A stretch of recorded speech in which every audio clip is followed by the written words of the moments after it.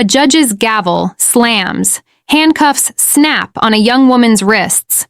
But one attorney's daring move turns a courtroom trap into a triumph that silences power itself. The air in Courtroom 4 of the Eastern District of Virginia crackled with tension, a storm of anticipation brewing in the packed chamber. Every seat was claimed, the overflow room humming with restless onlookers. Reporters clutched notebooks, aides whispered, and legal analysts leaned forward, sensing a seismic clash about to erupt. At the witness stand stood Karoline Leavitt, her deep blue blazer a stark contrast to the polished oak behind her, her composure a fortress against the chaos within. Across the room, Judge Douglas Whitaker loomed from his elevated bench, his cold gray eyes glinting beneath wire-rimmed glasses, his authority and iron weight pressing down on the room. "Ms. Leavitt," he declared, his voice a razor's edge, "this is the second time you've disrupted these proceedings." The words landed like a whip, sharp and deliberate, meant to wound. Karoline's attorney stirred, poised to object, but Pam Bondi, seated at the defense table, laid a steadying hand on his arm, her eyes flashing a silent command. Not yet. Karoline drew a breath, her voice unwavering, resonant with quiet defiance. "Your Honor, I'm not disrupting. I'm correcting a factual error."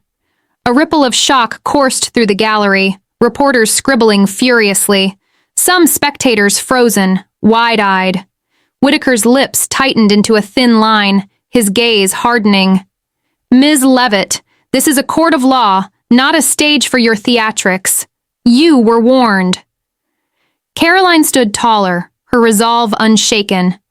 "I'm responding under oath, Your Honor. That's my duty, not grandstanding." Her attorney whispered, "Textbook. Well done." But Whitaker's face darkened, his patience a brittle facade crumbling under her defiance. "You disregard courtroom protocol," he snapped, his voice rising. "Your conduct is deliberate and disruptive."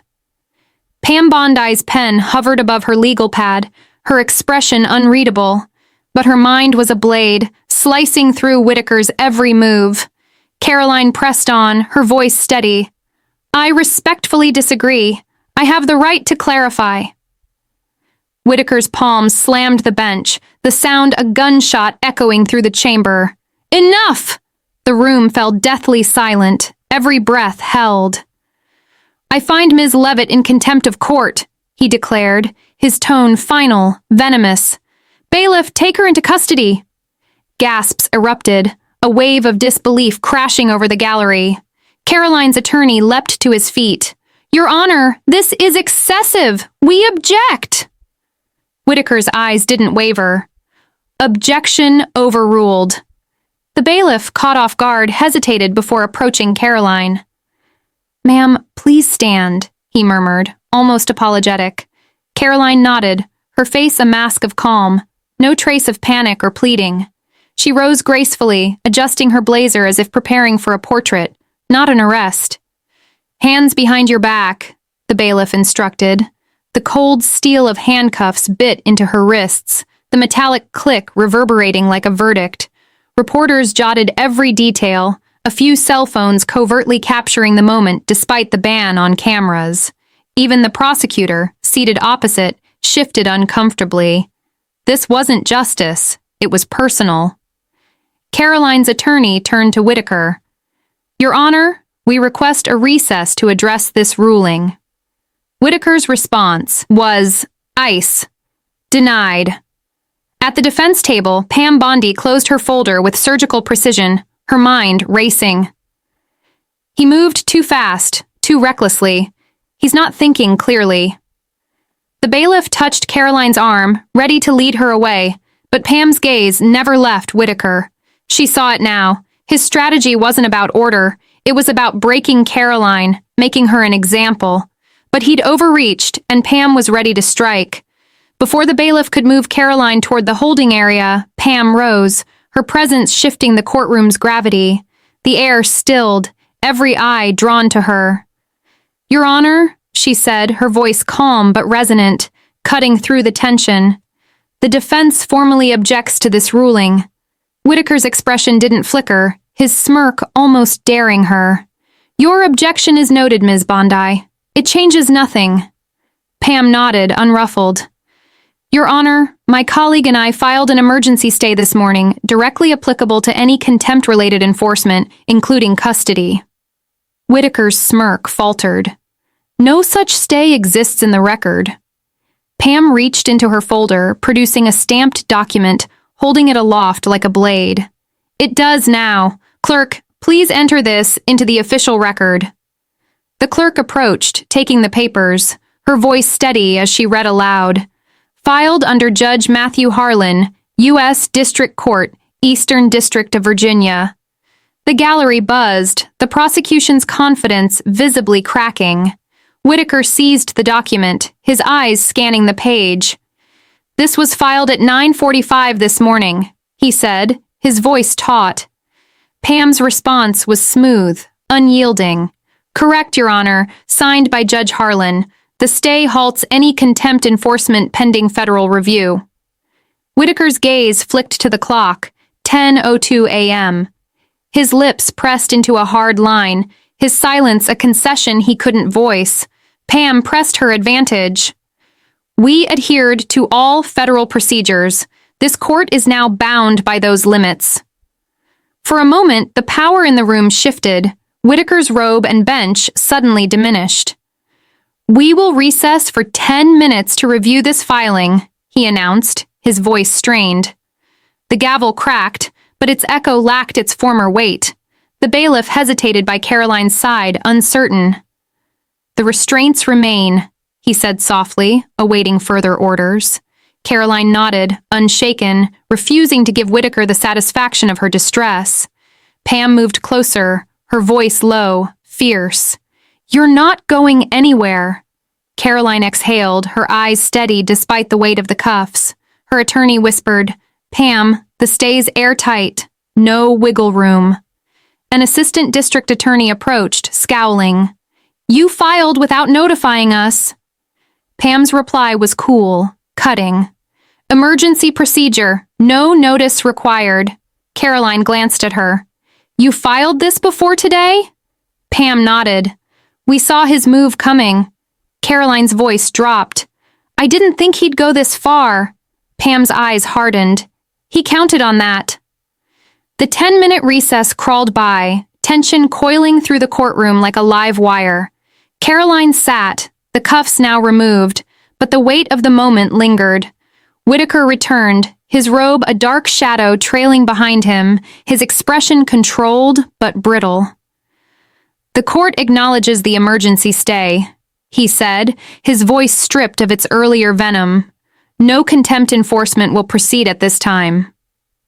A murmur rippled. Through the gallery, Pam's face impassive. She knew what was next. When a judge couldn't silence you physically, he'd try to shred your credibility. Whitaker adjusted his glasses, scanning the papers before him. We will proceed to the evidentiary portion of this hearing, he said, his tone measured. The court notes the stay, but will continue within its jurisdiction. Karoline's attorney, Daniel Reeves, nodded cautiously, while Pam's focus remained razor-sharp. Whitaker turned to the prosecution. You may call your next witness. Assistant District Attorney Eric Samuels rose, his earlier swagger dimmed. The prosecution calls Andrew Keller. A man in his early 40s, short-cropped hair and charcoal suit, strode to the stand, the epitome of bureaucratic precision. Pam leaned toward Karoline. Stay steady. This is his pivot. Karoline nodded, her resolve unshaken. Keller was sworn in, his voice clear, almost mechanical. Please, state your name and position, Samuels prompted. Andrew Keller, Senior Labor Market Analyst, U.S. Department of Labor. Samuels stepped forward. Mr. Keller, did you review Ms. Leavitt's public remarks from her February televised interview? I did, specifically her claims about job losses under proposed federal policies. Samuels gestured to a monitor. What did your review reveal?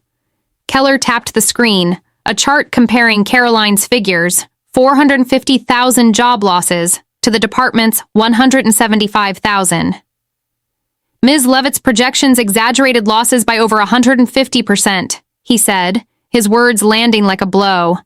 The gallery stirred, reporters scribbling furiously. Karoline's pulse quickened, but she remained composed.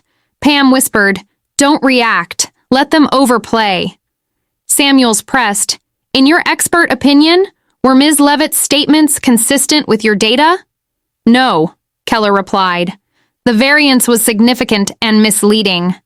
Samuels paused, letting the accusation linger, the numbers his weapon. "No further questions." Whitaker nodded. "Defense may cross-examine." Reeves rose, his calm a stark contrast to Samuels's smugness. "Mr. Keller, are you aware of the sources Ms. Leavitt used for her projections?" "I wasn't provided with her sources." Reeves pressed. "So it's possible she relied on alternative models." "Possible," Keller admitted, "but they wouldn't align with official data." Reeves nodded. "And economic projections can vary based on modeling assumptions, correct?" "Yes."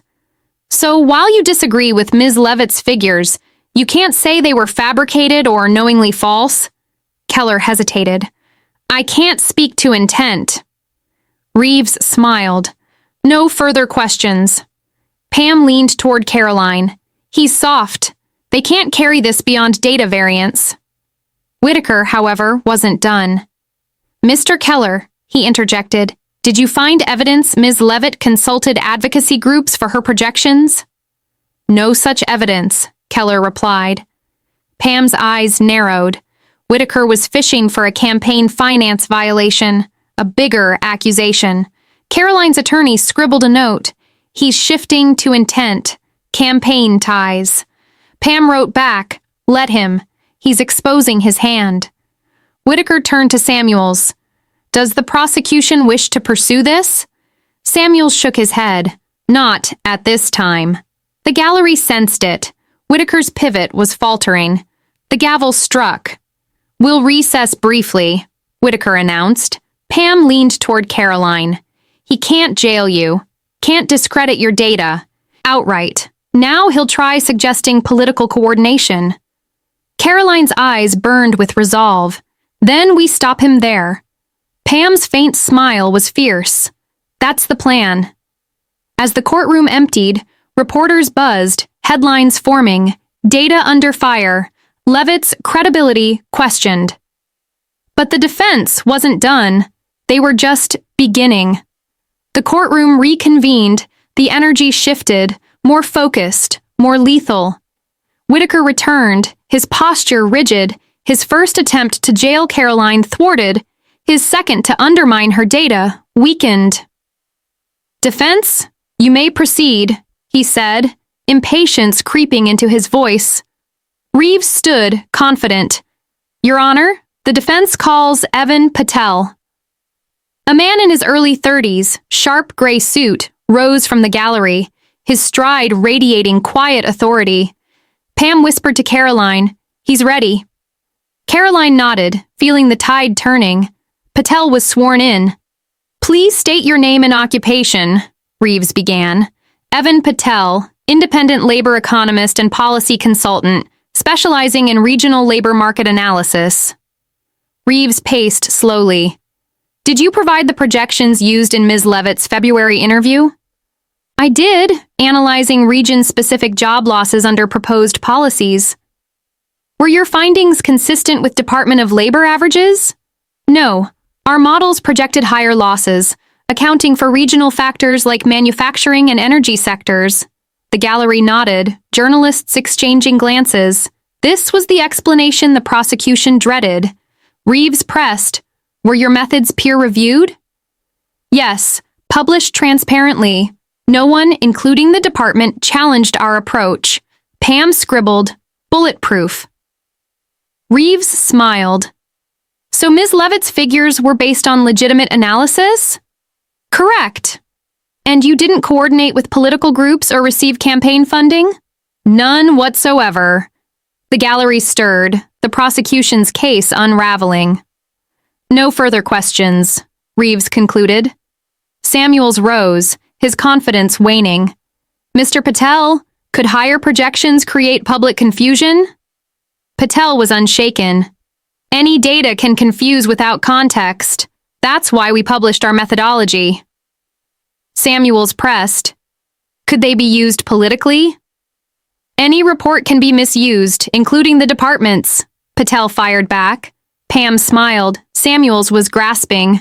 No further questions, he muttered. Whitaker leaned forward.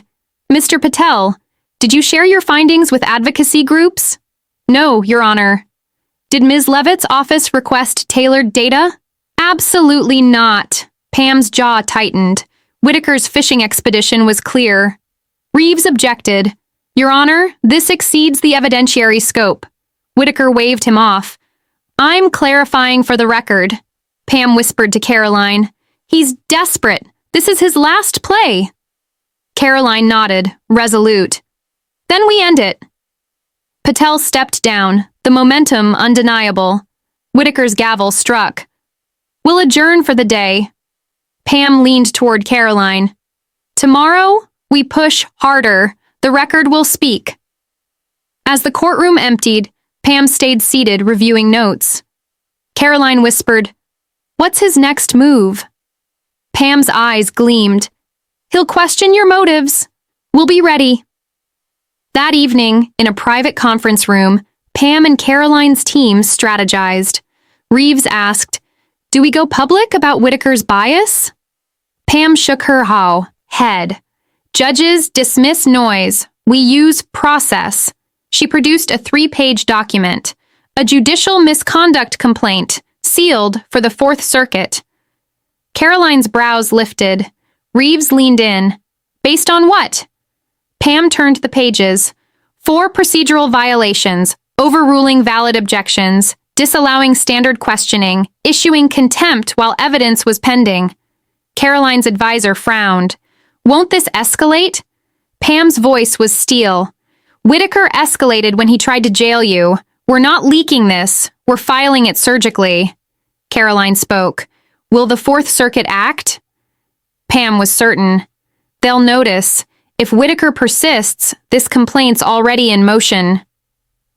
The next morning, Pam delivered the sealed complaint to the Fourth Circuit's administrative wing, her footsteps echoing in the quiet corridor. Judicial conduct inquiry, she told the clerk. Received, he replied, stamping the document. No press, no statement, just accountability in motion. Courtroom 4 reconvened, the tension heavier, the crowd thinner. Whitaker entered, his command dulled. Prosecution, your next witness, he said. Samuels called Melissa Hayes, the associate producer of Karoline's February interview. Pam whispered, She's key. Watch his tone. Hayes was sworn in, her voice steady. I'm a segment producer for Capital Today, she said. Samuels asked, Did you coordinate with Ms. Leavitt's office for her interview? Standard logistics, date, time, transportation. Any talking points? General topics, nothing unusual. Samuels pressed. Any political groups influenced the content? None, Hayes said firmly. Samuels faltered. No further questions. Reeves cross-examined. No outside parties influenced the interview? Correct. No concerns from producers? None. The prosecution's conspiracy angle collapsed. Whitaker spoke, his voice tight. The court acknowledges Ms. Hayes' testimony, but notes the burden remains on the defense to explain data discrepancies. Pam whispered, He's retreating. Karoline nodded. Tomorrow, we finish this. The gavel struck, adjourning the day. The next morning, Whitaker's ruling was subdued. No evidence demonstrates deliberate falsehoods by Ms. Leavitt. No sanctions will be imposed. Pam rose. Your Honor, concerns about Ms. Leavitt's decorum were dismissed under the stay. Whitaker's gaze hardened but didn't challenge. This hearing is concluded. As the courtroom emptied, Karoline turned to Pam. Is it over? Pam's eyes gleamed. His part is. Ours continues. Days later, Whitaker announced his early retirement, the sealed complaint's impact unspoken but clear. Pam and Karoline issued no comment, letting the press fill the void. Leavitt cleared, Bondi's strategy forces judicial review. Their victory wasn't just a case won, it was a testament to process triumphing over power. Pam's final words to Karoline were quiet. "You stood firm, that's what mattered." Karoline smiled. "I had the right counsel. Like, subscribe, and comment. Would you stand firm like Karoline? Join us for more stories of courage reshaping justice.